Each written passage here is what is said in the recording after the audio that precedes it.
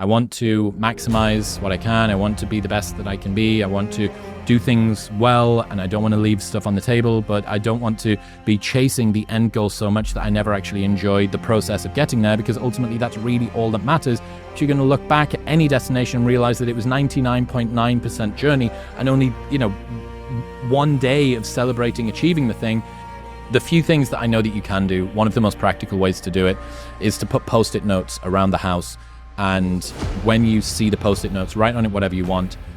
Just take 30 seconds to find a way to be thankful or grateful for something that's happening right now. A positive place that you draw mental strength from when life is difficult has to be, I just want to be better and I'm trying my best. That's all that there is. You want to be better. That is something to be proud of. You want to leave it all on the field of play. You want to make yourself as good as you can. You want to make the world a better place. You want to have an impact. All of these things are just all positives. Paying attention has been the single greatest competitive advantage that I've had, because I pay attention to things and I try to be precise and I care. But also, the more that you're able to let go and not fear about stuff, the more enjoyable you'll find it. So the thing that is making you better is the thing which is making you feel pain. And this is a perennial balance. I don't think I've ever personally actually been disparaging of someone that has a 9-to-5, because I have been someone that's had a 9-to-5, albeit not for long. I did it for 6 months. But every single person that I knew growing up had a 9-to-5 or bigger, and my dad certainly did. And then coming from a super working class background,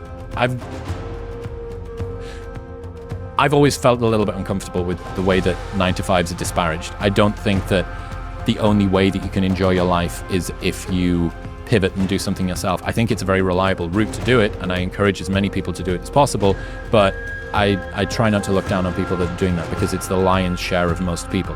How to get past it if your purpose is aligned within a 9-to-5 career? It doesn't matter. Like, I've made huge developments while I was staying up until 4 a.m, 5 a.m, running a nightlife business.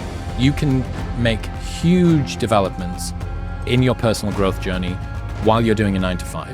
And if your purpose is aligned within a 9-to-5 career, it doesn't matter. Like, that's your thing. Just lean into it, enjoy that. And all of the guys that don't know when they're supposed to start or when they're supposed to stop, or they've got to be the taskmaster, or they don't know what they're supposed to do today, and they don't get holidays, and they don't get all of that, you don't have to worry about any of that. There are tons of advantages of having a 9-to-5. And if you're enjoying it and your purpose is aligned with it, nail the self-development on an evening time. Make sure that you lock into a hard routine, and you're going to have a great time. So I'm genuinely envious of people that have great 9-to-5s where their purpose is aligned to it, especially if they've got a lot of oversight and structure, because it takes all of the pain. I did a video ages ago. You might even be able to find it. I can't remember what it was called. Something like 10 reasons to not start your own business, or something like that. And it was about precisely this, that it's not all it's cracked up to be, to go and work for yourself.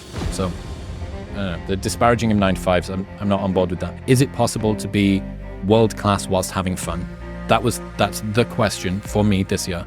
It may be that in order to be world-class, fun has to go out the window. And if that's the case, it'll make me sad, but it's whatever, like, that's a price that you perhaps need to pay. But I'm really trying to do this. So what brings me joy? Hanging out with my friends, being outdoors, doing new things, visiting new places, going for good food, especially in different, like, adventure and novelty for me are very invigorating. It's also a great way to make time slow down. When people say, I can't believe how quickly this year's gone, what they mean is, I don't remember the days that have gone so far in this year. One of the best ways that you can slow this down is to add more memory units, and memory units are highly derived from how much novelty there's been. If you drive the same route to work every day for 3 years, that's basically 1,000 journeys that's condensed down into one memory, unless there's one day in particular where it was rainy and you skidded, or you were involved in a car crash, or someone gave you a phone call and told you that you got a raise or whatever. Like, you'll remember those. But because it's always the same thing, it just gets condensed down into essentially one memory. So trying to vary and add as much novelty in as possible is very good. Of comfortable complacency that a lot of people are caught in at the moment. So I learned about this idea called the region beta paradox, right? So the region beta paradox, imagine that if you were to go a mile or less, you would walk it. And if you were to go more than a mile, you would drive it. paradoxically, you would go 2 miles quicker than you would go 1 mile.